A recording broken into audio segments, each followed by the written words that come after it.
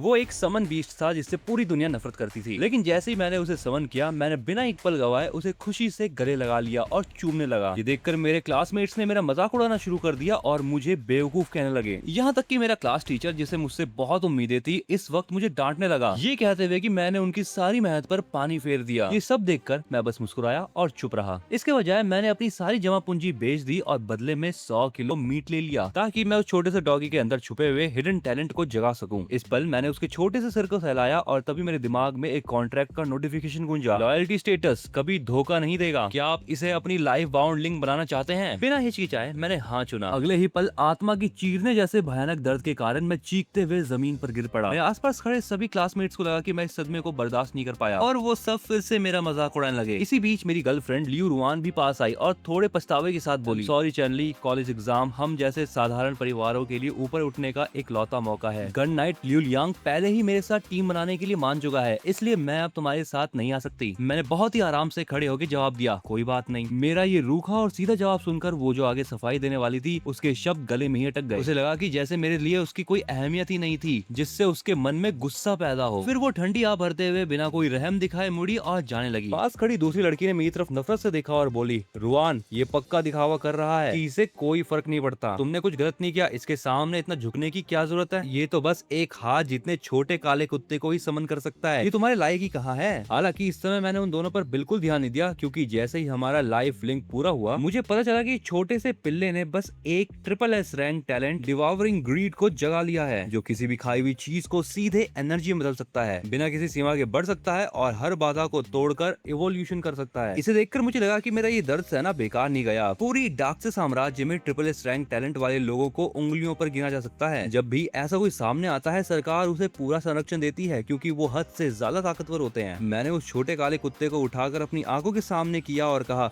अब से तुम्हारा नाम हेई मिंग होगा और हाँ, तुम्हें मेरे लिए जम के काम करना होगा। हेई मिंग ने खुद को चाटा और वो बेहद खुश दिखने लगा। मैंने उसकी तरफ एक मांस का टुकड़ा फेंका और कुछ ही देर में वो उसे चट कर गया। सिस्टम की आवाज आई, साधारण मांस उपभोग, इवोल्यूशन पॉइंट 0.5। जैसे ही आवाज आई, हेमिंग का आकार थोड़ा सा बढ़ गया और उसके सभी बेस एट्रीब्यूट में 1 पॉइंट का इजाफा हुआ। ये तो बस एक नॉर्मल मीट के टुकड़े को खाने से हुआ था। अगर आगे चल के ये और भी खतरनाक चीजें खाएगा तो ये किस खौफनाक स्तर पर पहुंच जाएगा। ये सोचते ही मेरे दिल की धड़कनें तेज हो गई और मुझे सबसे ज्यादा हैरान करने वाली बात ये लगी कि इस वक्त मेरी अपनी ताकत भी थोड़ी सी बढ़ गई थी। ऐसा लगता है कि ये चीट कोड मेरे द्वारा समन किए गए इस बीस्ट की ऊर्जा को, यानी एनर्जी को, मेरे अंदर भी ट्रांसफर करता है। इसके बाद मैंने तुरंत 6000 से ज्यादा पैसे खर्च करके पूरे 100 किलो म्यूटेटेड मीट खरीदा। मैंने मन में सोचा और हेमिंग को बाहर बुलाया। अपने सामने इतने सारे मीट को देखकर हेमिंग को बहुत ज्यादा लालच हुआ इसे खाने का। वो तुरंत अपना मुंह खोलते आया और उसे खाने लगा। वो अपने शरीर के अंदर जाने वाले हर म्यूटेटेड मीट के हिस्से को एनर्जी में पागलों की तरह बदल रहा था। इससे उसका पूरा शरीर अनलिमिटेड एनर्जी से भर गया और उसके शरीर का साइज मेरी आंखों के सामने बहुत तेजी से बढ़ने लगा। लेकिन उसी समय मुझे ये भी महसूस हुआ कि मेरे शरीर का हर हिस्सा अपग्रेड हो रहा है। आधा घंटा बीतने के बाद हेमिंग का आकार अब 2 मीटर से ज्यादा बड़ा हो चुका था और मेरे सभी स्टेटस में 10 पॉइंट की बढ़ोतरी हो चुकी थी और ये ताकत किसी भी क्लास के टॉपर से टक्कर लेने के लिए काफी थी। हेमिंग का ये ताकतवर बनने का तरीका मुझे दूसरों से ऊपर ले जा रहा था और मेरा लेवल अप भी कर रहा था। सोचकर मैंने और इंतजार नहीं किया और सिस्टम के इवॉल्व बटन पर क्लिक कर दिया। जैसे ही मैंने कंफर्म किया, हेमिंग के शरीर के अंदर छिपी खौफनाक टैलेंट का सोर्स हिल उठा। अचानक एक अजीब सी काली इवोल्यूशन एनर्जी फूट पड़ी। उसके सेल डिवाइड हुए और शरीर रीस्ट्रक्चर हो गया और उसका लाइफ स्पैन एक बहुत ही ऊंचे स्तर पर पहुंच गया। सिस्टम की आवाज आई, बधाई हो, आपके समन बीस्ट ने सेल्फ डिस्ट्रक्शन स्किल हासिल कर ली है। इस इवोल्यूशन के साथ ही हेमिंग के सभी स्टेटस 50 पॉइंट्स के पार चले गए और ये सिर्फ अभी लेवल 1 पर था। कोई टॉप टियर समन बीस्ट भी इसके सामने अब नहीं टिक सकता था। इंसानों ने समन बीस्ट को टोटल 4 कैटेगरीज में बांटा है, लो, मीडियम, हाई और टॉप। इसका पैमाना उनका टैलेंट होता है। एस रैंक हाई होता है, SSS रैंक टॉप होता है। जहाँ तक SSS रैंक वाले बीस्ट का सवाल है, आज तक ऐसा कोई बीस्ट सामने नहीं आया था। इसके बाद मैं हेमिंग को घर लेकर आया और सो गया ताकि देख सकूं कि कल टेस्ट में कौन कौन से महारथी सामने आते हैं। अगले दिन एंट्रेंस एग्जाम देने वाले अनगिनत छात्र मैदान में जमा हुए। लू वेन, जो कि हमारे टीचर थे, वो डंजन में जाने से पहले ध्यान रखने योग्य बातों को विस्तार से समझा रहे थे। इस बार के एग्जाम में कई टॉप हाई स्कूलों के छात्रों को एक साथ मिला दिया गया था, जिससे कंपटीशन अपने चरम पर था। जो ल्यू यांग पहले आत्मविश्वास से भरा हुआ था, अब उसके भी पसीने छूट रहे थे। चैनली, तुम यहाँ क्यों आए हो? अच्छा होगा कि तुम सीधे हार मान लो ताकि खुद को और जलील होने से बचा सको। एक पुरानी कहावत है, जब तक तुम मुकाबला नहीं करते तब तक तुम खुद को दिलासा दे सकते हो कि तुम हारे नहीं हो। ये बात बोलने वाले लड़के का नाम चाओ था। इसके अलावा वहाँ जादूगर की पोशाक पहने लियू रुआन भी खड़ी थी। साफ था कि वो दोनों एक ही टीम में थे। मैंने उसकी बातों पर कोई ध्यान नहीं दिया, लेकिन तभी एक घंटी बजी और 4 बड़े से ब्रॉन्ज दरवाजे एक साथ खुल गए। उन थोड़े से खुले दरवाजों से तुरंत ठंडी और भूतिया हवा के झोंके बाहर आने लगे। सभी स्टूडेंट्स ने बिना देर किए उस डंजन की जानकारी को ध्यान से देखना शुरू किया जिसके अंदर वो जाने वाले थे। धत्तेरे की, हमारे स्कूल नंबर 2 को ब्यूरिड वैली फॉरेस्ट मिला है, जो सबसे ज्यादा फेल होने वाले डंजन में से एक है। सभी डंजन का लेवल लगभग एक जैसा ही होता है। इतना रोने की क्या जरूरत है? तुम स्कूल नंबर 3 वालों को आसान रास्ता मिला है, इसलिए तुम्हें कोई शिकायत नहीं है। ये देखते ही टीचर लू वेन ने तुरंत अपने पीछे खड़े स्टूडेंट्स को चेतावनी दी। दफन घाटी के जंगल का रास्ता बहुत उलझा हुआ है, वहाँ पेड़ और झाड़ियाँ बहुत घनी है। तुम लोग मॉन्स्टर्स के अचानक हमले से सावधान रहना और हर पल अपने आस पास कड़ी नजर रखना। इसके बाद लू वेन ने हाथ की घड़ी जैसे दिखने वाली एक चीज निकाली। ये मैकेनिक्स द्वारा बनाया गया स्कोर रिकॉर्डर है, जो डंजन में मिलने वाले तुम्हारे स्कोर्स को सीधे बाहर ट्रांसफर कर देगा। तभी एक और घंटी बजी, जिसका मतलब था कि एग्जाम अब ऑफिशियली शुरू हो चुका है। सफेद आर्मर और नीले बालों वाली एक बेहद खूबसूरत लड़की सबसे पहले डंजन के अंदर गई। वो हमारे स्कूल नंबर 3 की सीनियर सूलिंग है। वो अकेले ही डंजन में जा रही है। टीम में जितने ज्यादा लोग होंगे, मिलने वाले पॉइंट्स उतने ही कम हो जाएंगे। जिसके पास असली ताकत होती है वो हमेशा अकेले खेलना पसंद करते हैं। मैदान के चारों ओर बैठे जूनियर स्टूडेंट्स उत्साह से इस बारे में चर्चा कर रहे थे। मैंने अपने मन में सोचा और डंजन से कनेक्ट हो गया। तुरंत एक सफेद रोशनी ने मुझे अकेले को घेर लिया। मैंने भी अकेले जाने का फैसला किया था। सबके डंजन में जाने के बाद लेवल 20 के एक मिडिल एज ऑफिसर ने अपना हाथ हवा में लहराया और उसके बाद पानी के पर्दों पर डंजन के अंदर का लाइव टेलीकास्ट दिखने लगा। तभी एक सफेद रोशनी चमकी। स्कूल नंबर 2 के एक छात्र ने घबराकर डंजन से बाहर आने का विकल्प चुन लिया था। स्कूल नंबर 2 के सभी टीचर्स ने एक दूसरे को देखा और शर्म से सिर झुका लिया। जब कई लोगों की मजाक उड़ाती नजरें हमारी तरफ उठी तो लिंग मिजिंग यानी हमारे प्रिंसिपल का चेहरा गुस्से से लाल हो गया और वो बिना कुछ बोले स्क्रीन को देखने लगे। स्क्रीन पर सीन धीरे धीरे बदला और वहाँ एक अकेला लड़का दिखाई दिया जो घने जंगल के बीच सतर्क होकर चारों ओर की स्थिति का जायजा ले रहा था। ली मिजिंग का चेहरा हैरानी से खुला खुला रह गया। सोलो, क्या कल हमारे स्कूल के क्लास अवेकनिंग में कोई इतना होनहार छात्र निकला था? ये सुनकर लू वेन को समझ नहीं आया कि वो क्या कहे, क्योंकि वो अच्छी तरह जानता था कि मैं सिर्फ एक साधारण सा समनर था। इसी बीच डंजन के अंदर शुरुआती चक्कर आने के बाद मैंने खुद को संभाला और सतर्कता से चारों ओर देखा। अचानक किसी चीज से गिरने की आवाज हुई। मैंने बिना किसी झिझक के अपना बायां हाथ आगे किया और हवा में 1 मीटर लंबी जादुई छड़ी प्रकट हो गई। एक बाल्टी जितना मोटा गहरे हरे रंग का कीड़ा ऊपर से नीचे कूदा। उसका बड़ा सा मुंह खुला हुआ था जिसमें खौफनाक नुकीले दांत दिखाई दे रहे थे। मैंने छड़ी को कसकर पकड़ा और उसके दूसरे सिरे से एक सफेद रोशनी की धार निकली जिसने पलक झपकते ही उस कीड़े के शरीर को आर पार चीर दिया। 2 टुकड़ों में कटा हुआ वो कीड़ा कटी पतंग की तरह जमीन पर आ गिरा। सिस्टम की आवाज आई, आपने सफलतापूर्वक पॉइजन तुतवॉर्म को मार डाला है। उसी समय मेरी कलाई पर बंदे रिकॉर्डर में एक नया नोटिफिकेशन चमका, आपका स्कोर अभी 15 है। बाहर बैठे सभी लोग ये देखकर दंग रह गए। क्या वो सच में एक समनर नहीं है? लेकिन उसका रिफ्लेक्शन स्पीड देखकर लगता है कि ये केवल हाई एजिलिटी वाले लोग ही कर सकते हैं। लू वेन भी पूरी तरह हैरान थे। भले ही मैंने प्रैक्टिकल क्लास में अच्छा परफॉर्म किया था, लेकिन ये प्रदर्शन तो उसकी उम्मीद से कई परे था। उस कीड़े को मारने के बाद मैं जंगल के बीचों बीच की तरफ बढ़ने लगा। तभी एक अजीब सी डरावनी आवाज के साथ छोटे बदसूरत और हरे रंग के जीव सामने आने लगे। मैंने उन्हें देखते ही पहचान लिया कि वो सड़े हुए गॉब्लिन्स थे। किताबों में लिखा था कि वो बहुत ज्यादा खतरनाक होते हैं और खाना न मिलने पर अपने ही प्रजाति वालों को खा लेते हैं। मैंने एक अंदाजा लगाया, वो लगभग 50 से 60 के करीब थे। इतनी बड़ी संख्या में अगर वो एक साथ हमला करते तो मेरा बचना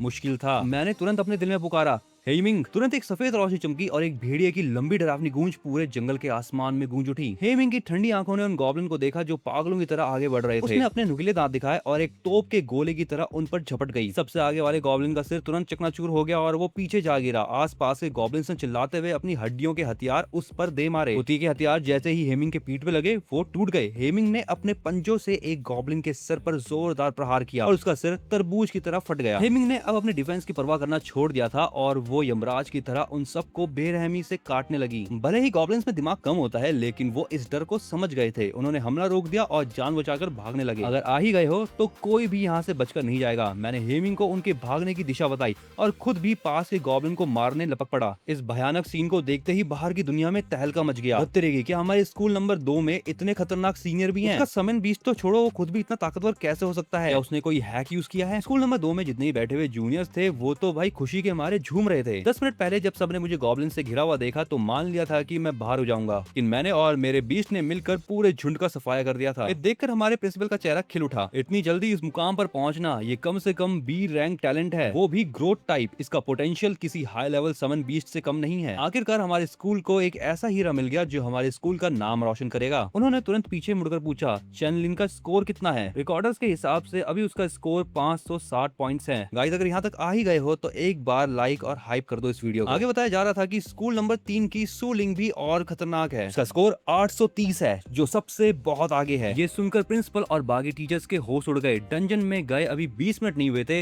वो लड़की सच में पूरे स्टेट के टॉपर बनने के हकदार थी। डंजन के अंदर गॉब्लिन के बॉडी से रोशनी के गोले निकलकर मेरे शरीर में समा रहे थे। मैं जल्दी ही लेवल 2 पर पहुंच गया और मेरी मेंटल पावर 5 पॉइंट बढ़ गई। यही साधारण क्लासेस की कमी होती है कि लेवल बढ़ने के बाद भी आगे चलकर अंतर बहुत बड़ा हो जाता है, जिसे पार करना नामुमकिन होता है। लेकिन मैं हेमिंग से मिलने वाली एनर्जी से इस अंतर को खत्म कर सकता था। भले ही मेरा स्कोर पासिंग मार्क्स तक पहुंच चुका था और किसी अच्छे कॉलेज में एडमिशन पक्का था, पर मेरा गोल सिर्फ इतना नहीं था। इस समय हेमिंग गॉब्लिन्स को चबा रहा था। हेमिंग, चलो, असली शिकार तो अब शुरू हुआ है। गॉब्लिन्स झुंड में रहते हैं, अगर उनकी सेना यहाँ आती तो पक्का उनका नेस्ट आस पास ही होगा। 10 मिनट बीत गए और रास्ते में कोई मॉन्स्टर नहीं मिले, इससे मेरा शक यकीन में बदल गया। डंजन एक अलग दुनिया की तरह होता है, जहाँ चीजें अपने आप रिफ्रेश नहीं होती बल्कि प्रकृति के नियम से चलती है। अचानक हड्डियों से बने कई भाले हवा को चीरते हुए हमारी तरफ आए। चारों तरफ से गॉब्लिन चिल्लाते हुए अपने हथियार लहराकर बाहर निकल आए। मेरे चेहरे पर डर का कोई नामो निशान नहीं था। मेरी जादुई छड़ी एक तलवार के रूप में बदल गई और मैंने पलक झपकते ही एक गॉब्लिन का सिर अलग कर दिया। मैं किसी योद्धा की तरह पूरे फोकस के साथ उन कमजोर गॉब्लिन्स को काटने लगा। ये लड़ाई इतनी ज्यादा बेहतरीन थी कि बाहर ये लड़ाई देख रहे लोग बहुत ज्यादा एक्साइटेड हो रहे थे। अब वो किसी और को नहीं देख रहे थे, सबकी नजरें मुझ पर टिकी थी। लुवन का चेहरा अजीब सा हो गया। उन्होंने 3 साल में मुझे कभी तलवार छूते नहीं देखा था। ये लड़का अपनी ताकत छुपाने में माहिर था। ये लेवल 6 का एक बहुत खतरनाक गॉब्लिन है। अब चैनली मुसीबत में है। रुको, फ्लेम गॉब्लिन और आइस गॉब्लिन भी है। वो अकेला इन सब से कैसे लड़ेगा? बाहर स्क्रीन देख रहे सभी टीचर्स के दिल में अचानक गहरी चिंता होने लगी। जैसे ही ये नए हाई लेवल गॉब्लिन मैदान में आए, बाकी के सारे गॉब्लिन्स को मानो अपना लीडर मिल गया। अब वो बिना किसी प्लान के पागलों की तरह हमला नहीं कर रहे थे। फ्लेम गॉब्लिन के स्पेल पड़ते ही हवा में मुट्ठी के साइज के आग के गोले बनने लगे और वो सीधे मेरी तरफ छोड़े गए। मैं भी अपनी स्पीड से एक एक करके उनको डॉज कर रहा था। बाकी गॉब्लिन्स ने सही मौका देखकर मुझ पर करीब से वार करना चाहा। मैंने अपना चेहरा थोड़ा सा घुमाकर अपनी तरफ आ रहे हड्डी के एक भाले को डॉज किया और अगले ही पल हाथ बढ़ाकर उस गॉब्लिन की गर्दन को दबोच लिया। मैंने उसे हवा में उछाल दिया, जिससे वो सामने से आ रहे आग के गोले से जा टकराया। एक जोरदार धमाका हुआ और आग की लपटों ने उस गॉब्लिन के पूरे शरीर को निगल लिया। इसके बाद मानो मैं एक ह्यूमन लॉन्चर बन गया। मैं एक एक करके गॉब्लिन्स को पकड़ के तोप की गोलों की तरफ फेंकने लगा ताकि वो सीधे जाकर फ्लेम गॉब्लिन पर गिरे। बाहर स्क्रीन पर इस नजारे को देख रहे सभी स्टूडेंट्स पूरी तरह हैरान थे। मेरे क्लास टीचर लू वेन भी भौचक्के होकर स्क्रीन को ताक रहे थे। हमला करने का ये अजीब तरीका उन्होंने खुद कभी मुझे नहीं सिखाया था। इस वक्त मेरे गॉब्लिन्स फेंकने की वजह से फ्लेम गॉब्लिन का सिर पूरी तरह चकरा चुका था। अगर वो जादू करते तो उनके अपने ही साथियों को लग जाता, और अगर वो जादू नहीं करते तो मैं उनको खत्म कर देता।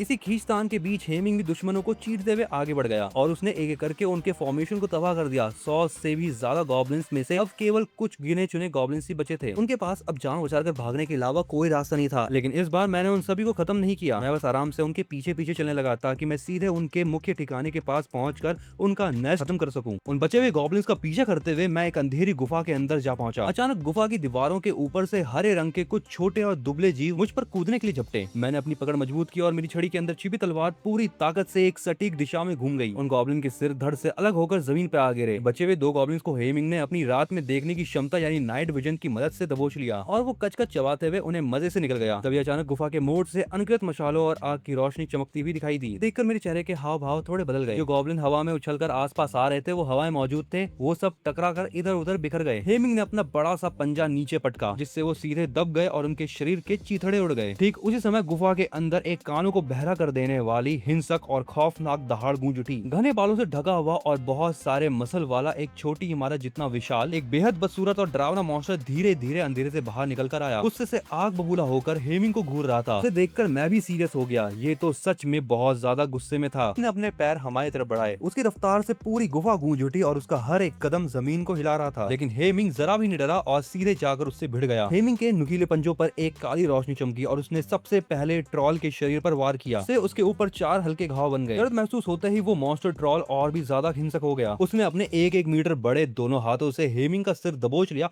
और उसे पूरी ताकत से जमीन पर दे मारा। इस चीज से हेमिंग भी दर्द से कर्रा उठा। हेमिंग को इस तरह मुसीबत में देखकर मैंने बिना देर किए अपनी क्लास की स्किल इस्तेमाल की, जिसका नाम था एनहांसमेंट आर्ट। इससे उसके सभी बेसिक स्टैट्स 20% से बढ़ गए। हेमिंग के शरीर पे सफेद रोशनी की किरणें चमकी। ताकत मिलते ही हेमिंग हेमिंग ने सीधे ट्रॉल को पलटकर जमीन पर पटक दिया और उसके चेस्ट पर एक जोरदार वार किया। ट्रॉल की आंखें भी खून की तरह लाल हो गई और उसने अपनी ब्लड लस्ट स्किल एक्टिवेट कर ली। अब वो दोनों एक दूसरे में उलझ चुके थे और लड़ाई पल पल और भयानक होती जा रही थी। मैं एक तरफ एनहेंसमेंट आर्ट को बनाए रख रहा था और साथ ही साथ उस पर रिकवरी आर्ट भी कास्ट कर रहा था। हमारी लड़ाई की गूंज आसपास के कई 100 मीटर तक फैल गई। आवाज सुनकर दूर खड़े छात्र दंग रह गए। इस दफन घाटी के जंगल के बॉस मॉन्स्टर कम से कम लेवल 12 के होते हैं। आखिर वो कौन सा सूरमा है जो अकेले बॉस को कूट रहा है? मैंने अपनी तलवार से उस पर आखिरी वार किया। ट्रॉल के सिर के ऊपर से हेल्थ बार यानी HP 1 से घटकर सीधे 0 हो गई। इस पूरी लड़ाई के दौरान आसपास खड़े किसी भी स्टूडेंट की बीच में कूदने की हिम्मत नहीं हुई। लिu लियांग और लिu रुआन भी वहीं खड़े थे। दोनों फटी आंखों से सामने का नजारा देख रहे थे। वो सोच रहे थे कि एक छोटा सा कुत्ता एक दिन में इतना बड़ा भेड़िया कैसे बन गया। तभी 4 लोगों की एक और टीम हमारे पास आई। ये एलीट क्लास का झाओ हुयांग था। उसने मुस्कुराते हुए कहा, मुझे उम्मीद नहीं थी कि हमारे स्कूल में तुम्हारे जैसा कोई छुपा रुस्तम होगा। मुझे तुम्हारे समन बीस्ट की चोट काफी गंभीर लग रही है। उसे ठीक करने के लिए हमारी मदद चाहिए। हमारी टीम में कमाल की हीलर है। उसकी बात खत्म ही हुई थी कि उसके पीछे खड़ी एक प्यारी सी लड़की ने उसे पीछे से एक लात मार दी। मैंने उनकी तरफ देखा और मुस्कुराकर कहा, नहीं शुक्रिया। बात सुनकर वो लोग वहाँ से जाने वाले थे कि तभी अचानक झाओ हुयांग की नजर मेरे हाथ में मौजूद स्कोर रिकॉर्डर पर पड़ी। 5320 पॉइंट। ठीक उसी समय लिu रुआन का चेहरा शर्म और अफसोस से लाल हो गया और वो मेरे पास आने लगी। जैसे ही वो करीब आई, हेमिंग की खून जैसी लाल आंखों ने उसे ठंडी नजर से घूरा। लिu रुआन को ऐसा लगा जैसे वो किसी बर्फीली खाई में गिर गई हो और डर के मारे उसके पैर कांपने लगे। पर मैंने पीछे मुड़कर उसकी तरफ एक बार नहीं देखा। इसके बाद मैं वापस गुफा के अंदर चला गया ताकि हेमिंग बचे हुए मॉन्स्टर्स को खाकर खुद को और भी ज्यादा मजबूत कर सके। जब हेमिंग सारे मॉन्स्टर को खा चुका तो एनर्जी का एक बड़ा सा कुकून उसके चारों ओर लिपट गया। ऐसा लग रहा था कि इस बॉस के मीट से होने वाला इवोल्यूशन पिछले म्यूटेंट मीट से कई बढ़कर होने वाला था। मैं बस ये सोचने लगा कि जब वो इससे बाहर आएगा तो उसकी ताकत का लेवल क्या होगा। कुछ देर में पंजों की एक जोड़ी ने उस रोशनी के घेरे को चीर दिया। बाहर आई हेमिंग का आकार पहले से बहुत बड़ा हो चुका था। उसकी आंखें अब गहरी नीली हो चुकी थी और बहुत ठंडी लग रही थी। उसने 2 नई स्किल हासिल कर ली थी। एक है डिटेरेंस और दूसरी है ब्लैक फ्लेम। यहाँ तक कि उसका मेन टैलेंट भी एक लेवल अपग्रेड हो गया था। असल मायने में उसका एक कंप्लीट इवोल्यूशन था। अब एग्जाम खत्म होने में बस 1 घंटा बचा था। मैं हेमिंग की पीठ पर सवार हुआ और मॉन्स्टर्स के दूसरे ठिकानों की तलाश में निकल पड़ा। लगभग 10 मिनट की तलाश के बाद मैं और हेमिंग एक दूसरे बॉस के इलाके में पहुंच गए। ये था लेवल 15 का डिस्टॉर्टेड ट्री किंग। मुझे ट्री किंग की ओर बढ़ता देखकर बाहर स्क्रीन पर नजर गड़ाए प्रिंसिपल ली मिंग जी की भौहें सिकुड़ गई। वो अच्छी तरह जानते थे कि ट्री किंग की हेल्थ और अटैक पावर पिछले वाले बॉस से भी दुगनी थी और मेरा लेवल अभी सिर्फ 4 था। लेवल में इतना कम फासला होने के बाद भी बॉस को चुनौती देना पूरे देश में गिने चुने टैलेंट्स ही कर सकते थे। डंजन के अंदर जैसे ही मेरा पैर उस दलदली जमीन पर पड़ा तभी लाल आंखों वाले पेड़ एक एक करके जागने लगे। उनके विशाल तनों में भयानक दरारें पड़ गई और वो जमीन से अपनी जड़ें उखाड़ कर खड़े हो गए। उनकी टहनियां भालों की तरह मेरी तरफ बढ़ने लगी। लेकिन मैं जरा भी नहीं डरा। मैं तेजी से आगे बढ़ा और अपनी छड़ी के अंदर से तलवार खींच ली। एक पल के भीतर मैंने 5 बार तलवार चलाई। मेरी रफ्तार इतनी तेज थी कि हवा में तलवार की परछाई दिखने लगी। वो टहनियां कटकर जमीन पर बिखर गई। मेरी आंखों में एक ठंडक तैर गई। मैंने 2 कदम पीछे हटकर खुद को संभाला और सीधे उस ट्री स्प्रेड के सामने जा पहुंचा। मेरी तलवार सीधे उसके फटे हुए मुंह के आर पार हो गई। उसके उस बड़े घाव से बहुत सारा हरे कलर का जूस निकलने लगा और उसका हेल्थ बार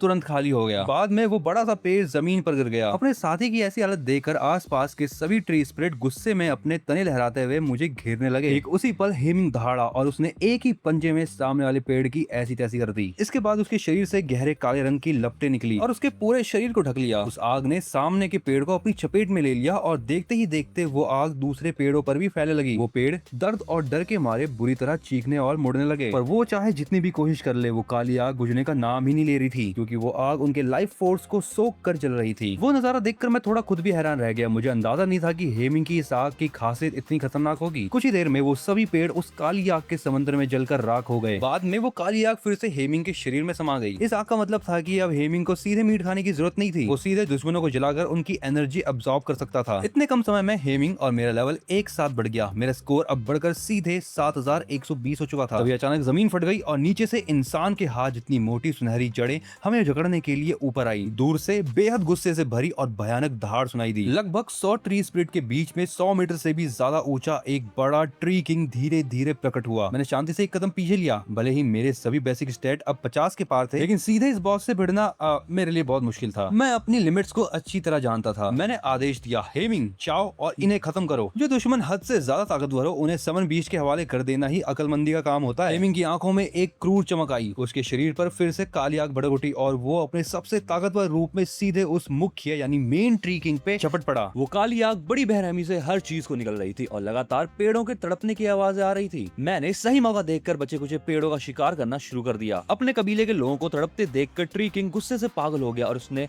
हेमिंग पर अनगिनत सुनहरी जड़ें बरसा दी। पर हेमिंग ने अपने डिफेंस की चिंता किए बिना सीधे ट्री किंग की मुख्य तने की तरफ दौड़ लगा दी। उसके पंजों पर फिर से वही काली रोशनी चमकी और उसने ट्री किंग पर एक जोरदार प्रहार किया। काली आग नीचे से ऊपर की तरफ फैलने लगी। ट्री किंग की आंखों में अब खौफ साफ दिख रहा था। उसे महसूस हो रहा था कि उसका जीवन धीरे धीरे खत्म किया जा रहा है। डर के मारे उसने भागने की कोशिश की, लेकिन हेमिंग ने एक और दहाड़ लगाई और उस काली आग ने जंजीरों की तरह ट्री किंग को जकड़ लिया। हेमिंग के हमले और भी खतरनाक होते जा रहे थे। इसी बीच हमारी मदद के लिए झाओ हुयांग और उसकी टीम वहां पहुंची, लेकिन सामने का नजारा देख के उनकी भी ऐसी तैसी हो गई। वो पूरी तरह शून्य रह गए थे कि लेवल 15 का इतना ताकतवर बॉस इस तरह एक तरफा पिट रहा है। उन्हें वहां देखकर मुझे भी थोड़ा अचरज हुआ। तभी एक विशाल पेड़ के गिरने का जोरदार धमाका हुआ। ट्री किंग का अंत हो चुका था। मेरे शरीर से सफेद रोशनी उठी और मेरा लेवल अब 8 हो चुका था। साथ ही रिकॉर्डर पर मेरा स्कोर 3000 पॉइंट और बढ़ गया। बचे हुए छोटे मोटे पेड़ों को मैंने उन चारों के शिकार के लिए छोड़ दिया। यहाँ पॉइंट्स कमाना इतना आसान है क्या? टीम की लड़की मियाओ शेनशेन का मुंह खुला और खुला का खुला रह गया। बस 10 मिनट की लड़ाई में उनका स्कोर भी टॉप यूनिवर्सिटीज के कट ऑफ के बराबर हो चुका था। झाओ यांग ने सर हिलाते हुए कहा, ये सब चेन ली के हेमिंग के खौफ की वजह से है। पेड़ों में हमारे सामने पलटकर देखने की भी हिम्मत नहीं बची थी। इसी बीच सारी काली आग वापस हेमिंग के शरीर में लौट आई। एग्जाम का समय समाप्त होते ही डंजन ने सबको जबरन बाहर टेलीपोर्ट करना शुरू कर दिया। सफेद रोशनी के घेरे में घिरे अनगिनत छात्र वापस उस बड़े से मैदान में लौट आए। मैदान में आते ही चारों तरफ उनके स्वागत में तालियों और नारों की गूंजें उठने लगी। हेमिंग अपने 7 मीटर ऊंचे विशाल से शरीर के साथ शांति से मेरे बगल में आके बैठ गया। सचमुच नंबर 1 पे आया था। प्रिंसिपल ली मिंग जी और बाकी टीचर्स के चेहरे खुशी से लाल थे। समनर होने के बावजूद 3 टैलेंट्स के साथ अकेले इतने मॉन्स्टर्स को मारना इतिहास में कभी नहीं हुआ था। अरे लुवेन, तुम्हें हीरा मिला है। चलो जल्दी चलकर चैन ली का स्वागत करते हैं। ली मिंग जी एक्साइटेड होकर उन सबको खींचते हुए मेरे पास लाए। दूसरी तरफ मैदान के कोने में खड़ी लियू रुआन का चेहरा अफसोस के मारे नीला पड़ चुका था कि वो 1 घंटे पहले ही डंजन से बाहर हो गई थी और उसका स्कोर किसी अच्छे कॉलेज के लायक भी नहीं था। वो मन ही मन मुझे कोस रही थी। अगर मेरा समन बीस्ट इतना ताकतवर था तो मैंने उसे पहले क्यों नहीं बताया? अगर बताया होता तो वो लियू लियांग के साथ कभी टीम नहीं बनाती। इसी दौरान स्कूल नंबर 3 की सूलिंग को भी उसके टीचर ने घेर रखा था। वो सब लंबी सांसें ले रहे थे कि स्कूल नंबर 2 की किस्मत इतनी अच्छी कैसे हो सकती है कि उन्हें ऐसा मॉन्स्टर स्टूडेंट मिल गया। वो सूलिंग को दिलासा दे रहे थे कि उसका 19,500 का स्कोर बहुत ही शानदार है। सूलिंग ने कहा कि वो ठीक है, लेकिन उसकी आंखें हमारी तरफ कुछ सोचती हुई टिकी थी। तभी पूरी स्टेट की रैंकिंग लिस्ट जारी हुई। बिना किसी शक के मारे मेरा नंबर सबसे ऊपर नंबर 1 पर था। मुझे मानना पड़ेगा कि हेमिंग सचमुच कमाल का था। उसकी ग्रोथ की कोई सीमा नहीं थी। अब मैं अपने अगले समन बीस्ट को लेकर और भी ज्यादा एक्साइटेड हो रहा था। लौटने के बाद मैंने ये खुशखबरी अपनी माँ और छोटी बहन को दी। स्टेट टॉपर बनने के इनाम के तौर पर मिले 10 लाख रुपए अब हमारे पास थे। मेरी माँ और बहन को गरीबी और तंगी में जीने की कोई जरूरत नहीं थी। इसके बाद मैं अपने कमरे में आया ताकि मैं अपनी फर्स्ट अवेकनिंग कर सकूं। इसके लिए एक रैंडमली मैच ट्रांसफॉर्मेशन डंजन को क्लियर करना जरूरी था। मैंने पैनल पर देखा और बिना झिझक के क्लियर कर दिया। अगले ही पल मैं अपने कमरे से गायब हो गया। मैं जहाँ पर पहुंचा वो जगह एक तबाह हो चुका और बिखरने की कगार पर खड़ा संसार था। यहाँ इंसानियत की आखिरी उम्मीद बुझने वाली है। सिस्टम ने मुझसे पूछा कि मैं यहाँ पर मुक्ति लाऊंगा या फिर विनाश। सिस्टम ने मुझे कुछ मिशंस के ऑप्शंस बताए। मिशन 1, 100 डिजास्टर बीस्ट का सफाया करे और बचे हुए इंसानों की रक्षा करे। मिशन 2, कैलेमिटी मदर बीस्ट को सब कुछ निकलकर इवॉल्व होने में मदद करे। टोटल प्लेयर्स 10 लोग, समय सीमा 24 घंटे। आप अपनी मर्जी से वापस नहीं लौट सकते। मैं अचानक बिना किसी चेतावनी के एक मलबे और खंडरों से भरे इलाके में प्रकट हुआ। मैंने थोड़ी भौहें सिकोड़ी और बिना ज्यादा सोचे सीधे मिशन 1 को चुन लिया, क्योंकि कैलेमिटी मदर बीस्ट सब कुछ निकल जाएगी तो मेरा हेमिंग क्या खाएगा। अभी पास के एक कांच के दरवाजे को तोड़ते हुए एक साया बाहर आ गिरा। कांच के टुकड़ों के बीच एक छोटी हाइट की लड़की जमीन पर गिरी। तब एक मॉन्स्टर भी यहाँ पर आया जो कि उस लड़की की तरफ ही चपटा। वो लड़की पास में गिरी, अपनी कटाना को उठाने के लिए बढ़ी, लेकिन उसकी रफ्तार कम रह गई। उसके चेहरे पे अब खौफ साफ दिख रहा था और उसने डर के मारे अपने हाथ आगे कर लिए। ठीक उसी पल एक तेज तलवार की चमक हवा में दौड़ी। उस रेंगने वाले मॉन्स्टर का सर अलग होकर हवा में उछला और उसका भारी शरीर जमीन पर आ गिरा। मैंने उस हैरान खड़ी लड़की की तरफ देखा और कहा, हेलो, मेरा नाम चैन ली है। उसने सहमते हुए जवाब दिया, मेरा नाम लू यू है। मैं अभी उससे इस दुनिया के हालात के बारे में पूछने वाला था कि तभी दूर से किसी के चिल्लाने की आवाज आई, हालात बिगड़ चुके हैं, सब लोग पीछे हटो। लू यू का चेहरा तुरंत पीला पड़ गया और उसने मेरा हाथ पकड़कर खींचते हुए कहा, जल्दी चलो वरना। उसकी बात पूरी भी नहीं हुई थी कि दूर से एक कार हवा में उड़ती हुई सीधे हमारी तरफ आई। मैंने तुरंत झटका देकर लू यू को पीछे की तरफ फेंक दिया और अपनी जादुई छड़ी को आगे अड़ा दिया ताकि उस हमले को सीधे झेल सकूं। कार के उस भयानक इम्पैक्ट की वजह से मैं लगभग 10 मीटर पीछे घिसटता चला गया। लू यू घबरा गई और दर्द को भूलकर भागते हुए मेरे पास आई। क्या तुम ठीक हो? मैंने अपने सीने में मची उथल पुथल को शांत किया और सिर हिलाकर मना कर दिया। फिर मैंने अपने सामने खड़े एक मॉन्स्टर को देखा जो कि 2 पैरों पे खड़ा था और उसके शरीर पर नुकीले कांटे निकले हुए थे। ये ब्लेड डीमन है। अब हम यहाँ से नहीं भाग सकते। लू यू की नजरें गंभीर थी। उसने अपनी तलवार को कस के पकड़ लिया था। ब्लेड डीमन की रफ्तार लगातार बढ़ रही थी। अगले ही पल वो पूरी ताकत से हमारी तरफ लपका। लू यू अभी कुछ समझ पाती उससे पहले ही मेरे मेरा साया उसके बगल से गुजरा और सीधे उस मॉन्स्टर से जा भिड़ा। मैंने अपनी तलवार निकाली और ब्लेड डीमन के नुकीले ब्लेड से मेरी तलवार टकराई, जिससे कि हवा में एक तीखी आवाजें गूंज उठी। डीमन ने एक भयानक चीख निकाली और अपना दूसरा ब्लेड मेरे सिर पे दे मारा। मैंने पूरी ताकत से उसे पीछे धकेला और लुयू की तरफ चिल्लाकर कहा, लुयू अपनी तलवार मुझे दो। मेरी बात सुनते ही लुयू ने बिना देर किए अपनी मयान से तलवार निकालकर मेरी तरफ फेंक दी। मेरी आंखों में अब लड़ने का जुनून सवार था। चलो